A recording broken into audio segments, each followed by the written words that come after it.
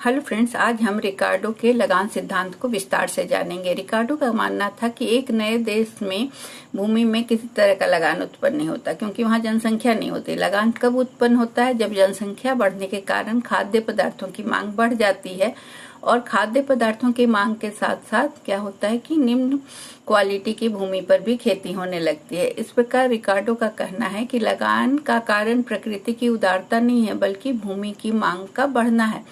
रिकार्डो ने लगान की परिभाषा देते हुए कहा कि लगान भूमि की उपज का वह भाग है जो भूमि के मालिक को उसकी मौलिक और अविनाशी शक्तियों के उपभोग के बदले में दिया जाता है। मौलिक और अविनाशी शक्तियां क्या है? वह शक्तियां जिनके कारण भूमि के अलग अलग टुकड़े जो होते हैं उनका उपजाऊपन में विभिन्नता आती है। रिकार्डो का मानना है कि आर्थिक लगान का कारण भूमि के उर्वरता में विभिन्नता है। तो रेंट या लगान सिद्धांत की व्याख्या जो है वो भूमि की उपज का वह भाग जो भूमि के मालिक को उसकी मौलिक और अविनाशी शक्तियों के लिए दिया जाता है। लेकिन प्राचीन काल में क्या होता था? प्रत्येक व्यक्ति अपनी इच्छा के अनुसार भूमि का प्रयोग करता था। उस समय उसे लगान नहीं चुकाना पड़ता था, क्योंकि जनसंख्या कम थी।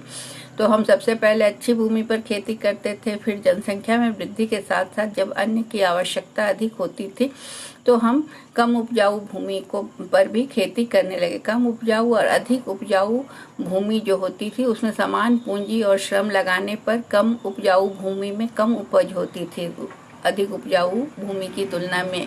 तो इसी कम उपजाऊ और अधिक उपजाऊ भूमि की उपज में जो अंतर होता था उसको लगान कहा जाता है। तो रिकार्डो का कहना था कि लगान उत्पादन लागत का हिस्सा नहीं है। लगान तभी उत्पन्न होता है जब अच्छी भूमि का अंत हो जाता है और कम अच्छी भूमि को प्रयोग किया जाता है। कम उर्वर भूमि पर कृषि होने से अच्छी भूमि पर कृषक को बचत होने लगती है और यही लगान कहलाता है। सीमांत भूमि जो होती है उसकी उपज का मूल्य जो होता है उसकी उत्पत्ति के व्यय के बराबर होता है। मतलब कॉस्ट और उत्पादन दोनों बराबर होता है, इसलिए सीमांत भूमि पर कोई लगान नहीं मिलता। तो अनाज क्यों महंगा है? उनका कहना था कि अनाज इसलिए महंगा नहीं है क्योंकि लगान दिया जाता है, बल्कि लगान इसलिए लिया जाता है क्योंकि अनाज महंगा है। तो रिकार्डो के सिद्धांत की कुछ मान्यताएं हैं, जिनमें से पहला है कि भूमि में मौलिक शक्ति होती है जो नष्ट नहीं होती। दूसरा, भूमि को उनकी उर्वरता के क्रम से जोता जाता है, माने पहले अधिक उपजाऊ फिर कम उपजाऊ जमीन का प्रयोग होता है।